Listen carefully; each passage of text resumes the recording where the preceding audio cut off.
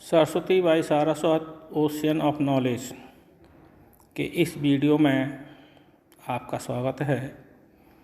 इस वीडियो में हम संघ सीलेंट्रेटा या निडेरिया के बारे में अध्ययन करेंगे।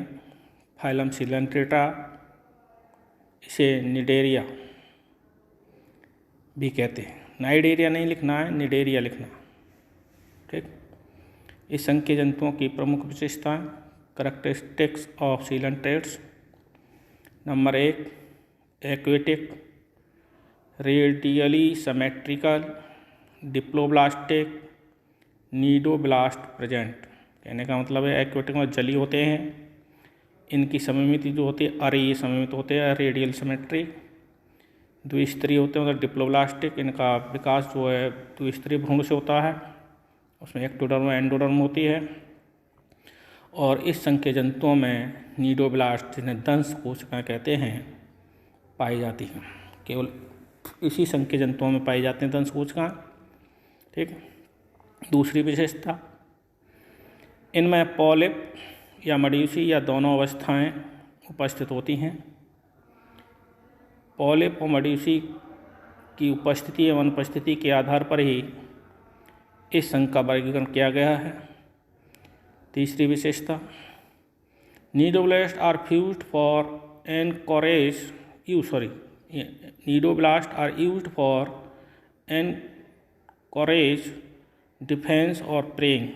ऑफेंस और डिफेंस कहने का मतलब ये है, नीडोब्लास्ट दंश कोशिकाएं इनके चिपकने के लिए, किसी स्थिर रहने के लिए, किसी पेड़ पौधे से जब हाइड्रा वगैरह ये जंतु स्थिर रहना चाहते हैं लगकर जुड़कर, तो उसे चिपकने के या स्थिर रहने के लिए उपयोग की जाती है। दूसरा डिफेंस, सुरक्षा के लिए। प्रेइंग, शिकार करने के लिए। ऑफेंस और डिफेंस में भी सहायक होती हैं दंश कोशिकाएं। दंश कोशिकाओं के फंक्शन यहीं से याद करने हैं आपको। चौथा, टेंटिकल्स, इनके मुख के चारों ओर टेंटिकल्स होते हैं। मुख एक आधारी पदार्थ होता है जिसे हाइपोस्टोम कहते हैं, अधोमुख अग्र, ठीक है। उस पर शीर्ष पर मुख होता है और उसके चारों तरफ टेंटिकल्स लगे होते हैं। स्पर्शक, टेंटिकल्स माने स्पर्शक, जो गमन में सहायक होते हैं, भोज्य पदार्थ पकड़ने में, मतलब शिकार करने में, प्रे मतलब शिकार करने में सहायक होते हैं। कैप्चर द फूड या कह सकते हैं प्रेइंग। पांचवा, न्यूट्रिशन, जो होलोजोइक जंतु समूह होता है, इनमें पोषण, जबकि पाचन, डाइजेशन। फर्स्ट एक्स्ट्रासेलुलर, इसे इंटरसेलुलर भी कह सकते हैं, देन इंट्रासेलुलर। इसका कहने का मतलब ये है कि इनमें पाचन पहले बाह्य कोश की होता है, फिर अंतःकोश की होता है। इनके मुख द्वारा भोजन इस टेंटिकल्स या स्पर्शकों की सहायता से पैरागैस्ट्रिक केविटी में जाता है, ठीक। वहाँ पर मंथन गतियों द्वारा भोज्य पदार्थों को छोटा किया जाता है। तो एक्स्ट्रा सेलुलर पाचन होगा, केविटी में होता है, कोशिका के अंदर नहीं, कोशिका के बाहर, ठीक। ऐसे एक्स्ट्रा सेलुलर या इंटर सेलुलर एक ही बात है। और दूसरा, उसके बाद भोज्य पदार्थ कोशिकाओं में प्रवेश कर जाते हैं, तो इंट्रासेलुलर अंतःकोश के पाचन होता है। आगे इनमें श्वसन, रेस्पिरेशन, एक्सक्रीशन, ये दोनों क्रियाएं सामान्य देह सतह से होती हैं, विसरण क्रिया और डिफ्यूजन द्वारा। Respiration action through general body surface by diffusion. बताया था कि mouth on hypostome surrounded by tentacles, ठीक। हाइड्रा में टेंटिकल्स की 6 से 10 होती है, 6 से कम नहीं बनाना है और 10 से अधिक नहीं बनाना है, ठीक। और टेंटिकल्स पर निमेटोसिस्ट जो होती है, निमेटोब्लास्ट जो होती है, सर्वाधिक होती हैं। और वैसे इनके पूरे शरीर पर निमेटोब्लास्ट पाई जाती हैं, बेसल पार्ट को छोड़कर, पैडल डिस्क होती है उसे छोड़कर। इसके बाद 8वां number, anus absent, so defecation by mouth. इनमें गुदा नहीं होती, गुदा द्वार नहीं होता, अतः इनमें मल त्याग की क्रिया डिफिकेशन पढ़ेंगे, डिफिकेशन, मल त्याग की क्रिया मुख द्वारा ही होती है। सभी जंतुओं में संघ में गुदा या गुदा द्वार नहीं होता, अतः भोज्य पदार्थ जो अवशोषण नहीं होता, पच नहीं पाते, या कैसे अपच भोज्य पदार्थ, जैसे मल जो है, मल त्याग की क्रिया मुख द्वारा ही होती है। इसकी गुहा को संख्य जंतुओं में जो होते हैं गुहा शरीर में शारीरिक गुहा को सीलेंट्रॉन कहते हैं या गैस्ट्रोवैस्कुलर कैविटी। गैस्ट्रो इसलिए आमाशय का कार्य करती है, पाचन में सहायक होती है, ठीक। और इसमें भोज्य पदार्थों का संवहन भी होता है, सीलेंट्रॉन गुहा, ठीक। फिर आउट थ्रो माउथ, ये मुख द्वारा ही बाहर खुलती है और किसी साइड में नहीं खुलती। तस्मा alternation between polyp and medusae is called metagenesis. इस संघ के कुछ जंतुओं में पॉलिप और मेड्यूसा दोनों अवस्थाएं पाई जाती हैं, स्टेजेस पाई जाती हैं, और जब उनमें अल्टरनेशन एकांतरण होता है तो इस क्रिया को मेटाजेनेसिस कहते हैं। इसी संघ के जंतुओं में मेटाजेनेसिस की क्रिया होती है। फिर आगे प्लांट्स में जो उसे मेटाजेनेसिस की जगह अल्टरनेशन ऑफ जनरेशन कहते हैं, अल्टरनेशन ऑफ जनरेशन कहते हैं, लेकिन यहाँ पर मेटाजेनेसिस कहेंगे।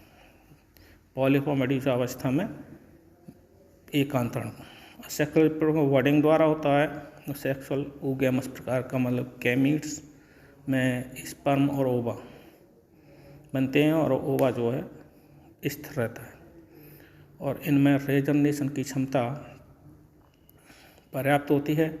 हाइड्रा में तो यह सिर को काट दें या दो टुकड़े कर दिए जाएं तो उसके दोनों टुकड़े विकसित हो जाते हैं। सिर को काट दिया, दो सिर वाला बीच में काट दिया जाए लॉन्गिट्यूडनली, दो सिर वाला हाइड्रा का नाम ही इसलिए रखा है कि लगभग 11 सिर वाला हाइड्रा प्राप्त किया, तब बहुत से सिर होते हैं, इसलिए रोमन की एक देवी थी, ये हाइड्रियस कहते थे, उसी आधार पर हाइड्रा का नाम रखा गया, ठीक। हाइड्रा और अन्य जंतुओं में इस संघ के में पुनरुद्भवन रीजनरेशन की अपार क्षमता होती है, उनके टुकड़े कर दिए जाएं और इंटरस्टिशियल सेल्स हैं तो पूर्णतः जंतु में बदल जाते हैं, पूर्ण जीव बना लेते हैं। तो इस संघ के जंतुओं की टोटी पोटेंशियल पूर्ण शक्ति जो होती है इंटरस्टिशियल सेल्स होती हैं। अब संघ फाइलम सीलेंट्रेटा निडेरिया के वर्गीकरण के बारे में बात करते हैं। क्लासिफिकेशन ऑफ निडेरियंस या निडेरिया सीलेंट्रेटा एक ही बात है। On the basis of presence और एब्सेंसी of on the basis of presence or absence of polyp and medusae, coelentrates can be categorized into 3 classes। मतलब पॉलिप और मेड्यूसा अवस्थाओं की उपस्थिति के आधार पर सीलेंट्रेटा संघ को 3 वर्गों में विभाजित किया गया है। नंबर 1 क्लास हाइड्रोजोआ, वर्ग हाइड्रोजोआ। इस वर्ग के जंतुओं में पॉलिप और मेड्यूसा दोनों अवस्थाएं पाई जाती हैं, लेकिन ध्यान रखें हाइड्रा जो आप पढ़ेंगे ज़्यादातर के बारे में वो पॉलिप स्टेज होती है, उसमें मेड्यूसी स्टेज नहीं बनती, ठीक। तो इस क्लास में उदाहरण है हाइड्रा और ओविलिया। ओविलिया में दोनों स्टेज पाई जाती हैं, पॉलिप अवस्था भी होती है और मेड्यूसी अवस्था भी होती है। दूसरी क्लास है साइफोजोआ। साइफोजोआ स्काइफोजोआ नहीं पढ़ना है इसे, साइफोजोआ। इस वर्ग के जंतुओं में केवल मेड्यूसा स्टेज पर ओनली मेड्यूसा स्टेज प्रेजेंट, और इसमें ऑरेलिया जेलीफिश होती है। ये पारदर्शी होती है, उल्टी छतरी की तरह से दिखाई देती है, चित्र दिखाएंगे। क्लास तीसरी Anthozoa, only polyp stage present, इसमें केवल पॉलिप अवस्था पाई जाती है, कायिक अवस्था होती है पॉलिप, मेड्यूसा अवस्था सेक्सुअल स्टेज होती है, ठीक। इसमें उदाहरण हैं सी एनीमोन जिसे एडमसिया कहते हैं, और मैक्टिडियम। इस वर्ग के सामान्यतः सीलेंट्रेट जो है कोरल बनाते हैं। नोट्स की बात करें उनमें coral have a skeleton of calcium carbonate. तो कोरल मतलब ये जब मर जाते हैं तो उनके अवशेष बच जाते हैं शरीर के, तो मिट्टी की तरह जमा हो जाते हैं और ये भित्ति बना लेते हैं, उन्हें कोरल कहते हैं। समुद्र में पाए जाते हैं कोरल, ठीक। और सीलेंट्रेट पॉलीमर बहुरूपता बना, एक से अधिक अवस्था में पॉलिप मेड्यूसा अवस्था 2 होंगी। इनमें भी कई स्टेजेस होती हैं, कई प्रकार के होते हैं, 5 प्रकार के होते हैं दोनों, और सबके अलग अलग कार्य होते हैं। तो पॉलीमॉर्फिज्म बहुरूपता पाई जाती है, और डिवीजन ऑफ लेबर, ठीक है, श्रम विभाजन की अवस्था भी सीलेंट्रेट में होती है, ठीक। आगे एक उदाहरण फाइसेलिया इन्होंने दिया है, इसमें पोर्टुगीज मैन ऑफ बार कहते हैं, पुर्तगाली युद्धपोत। इसमें पोर्टुगीज आएगा, पोर्टुगीज की स्पेलिंग रहेगी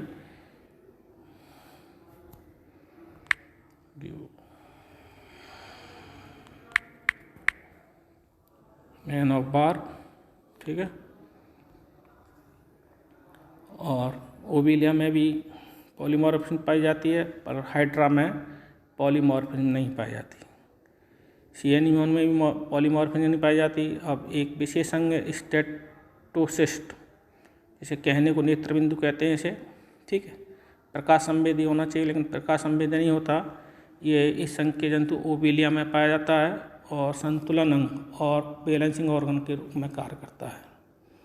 पेनेटुला को सी फैन कहते हैं, पंख पेन, सी पेन कहते हैं, ठीक। और गॉर्गोनिया को सी फैन कहते हैं, ठीक है। मैनिड्रियम ब्रेन कोरल कहते हैं, मैनट्रेना। तो आपके कुछ नोट्स हुए जो आपके भविष्य के लिए बहुत आवश्यक हैं। इसके साथ ही आपको थोड़ा सा इसके चित्रों के बारे में बताएं। ये है मेड्यूसा है, मेड्यूसी अवस्थित, सिंगुलर और प्लूरल का अंतर है। ये ऑरेलिया है, तो बिल्कुल जेली पारदर्शी दिखाई देती है, चित्र में नहीं दिखा रही है। टेंटिकल्स हैं, इसके माउथ नीचे की तरफ होता है। ये एडवेंसिया सिएनिमोन है, जो सहजीविता का म्यूचुअलिज्म का बहुत अच्छा उदाहरण है, ठीक है। एक साधु केकड़ा के ऊपर बैठ जाता है और आसानी से स्थान परिवर्तन करता रहता है, और साधु केकड़ा को अन्य जीवों से सुरक्षा मिलती है, क्योंकि ये खाने में कसैला होता है, ठीक है। ये दो जंतु कोई अलग अलग हैं। ये आपके ऑरेलिया जेलीफिश जो है आपकी, ये वास्तविक फिश नहीं है, जेलीफिश कहते हैं इसे। और ये साइफोजोआ क्लास में है, और एडमुसिया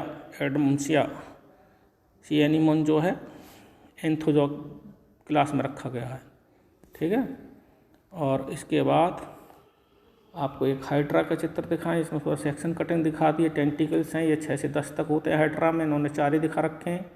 गैस्ट्रोवेस्ट्रल केविटी अंदर की गुहा है, इसमें कुछ पदार्थों का पाचन भी होता है एक्सटर्नल। और नर्वस सिस्टम बहुत हल्का होता है, केवल फाइबर्स पाए जाते हैं, नर्व फाइबर्स। डर्मिस, गैस्ट्रोडर्मिस अंदर की और मीजोग्लियन के बीच की कोश की सतह होती है, जबकि स्पंजों में मीजोग्लिया जो है पाई जाती है वो अकोश की होती है, ठीक है। अब इसके बाद आपके लिए 2 चित्र और हैं। ये फाइसीलिया का चित्र है पहले वाला, ठीक। इसके ऊपर के जो गुब्बारे बैलून जैसी संरचना होती है, न्यूमेटोफोर कहते हैं, इसमें गैस भरी होती है। क्रेस्ट ऑफ सेल, ठीक। ये चमकता है तो ऐसे मालूम पड़ता है जंगी जहाज की तरह से, इसलिए पोर्टुगीज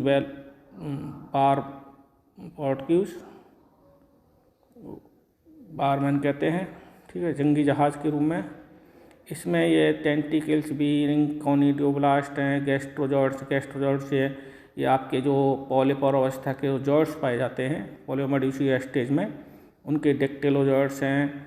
और डेक्टिलोजॉइड्स लिख रखे हैं इधर में। गोनोफोर्स हैं, गोनोफोर्स तो सेक्सुअल से संबंधित होते हैं, और गैस्ट्रोजॉइड्स हैं, डेक्टिलोजॉइड्स हैं, ये वेजिटेटिव जॉइड्स होते हैं, ठीक है। और इसके बाद इनकी मुख्य चीज़ जो थी आपके लिए इसमें बताई थी, नीडोब्लास्ट पाई जाती हैं। इन्हें नीडोब्लास्ट या नीडोसाइट्स कहते हैं। एक ही बात दंश कोशिकाएं, ठीक। ये इनमें जो फ्लैजेला लगा हुआ लंबा फ्लैजेला होता है, ये हुक होते हैं, इनमें 3 होते हैं। ये नीडल्स सुई का काम करती है, जो शिकार को मूर्छित करने या पकड़ते समय उसमें प्रवेश कर जाती है, और हिप्नोटॉक्सिन नामक पदार्थ प्रवेश कर देती है, जिससे वो शिकार मूर्छित हो जाती है।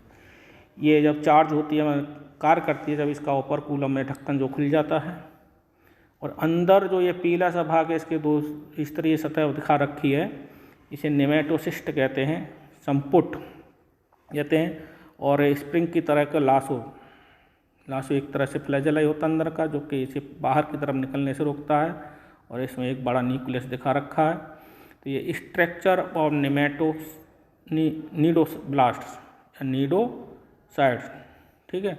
नेमेटोसिस्ट तो अंदर है, लेकिन ये पूरी संरचना है। आपको स्ट्रक्चर नेमेटोसिस्ट की पूछे या नीडोब्लास्ट की पूछे या नीडोसाइट्स की पूछे, आपको ये पूरी संरचना बनानी होती है।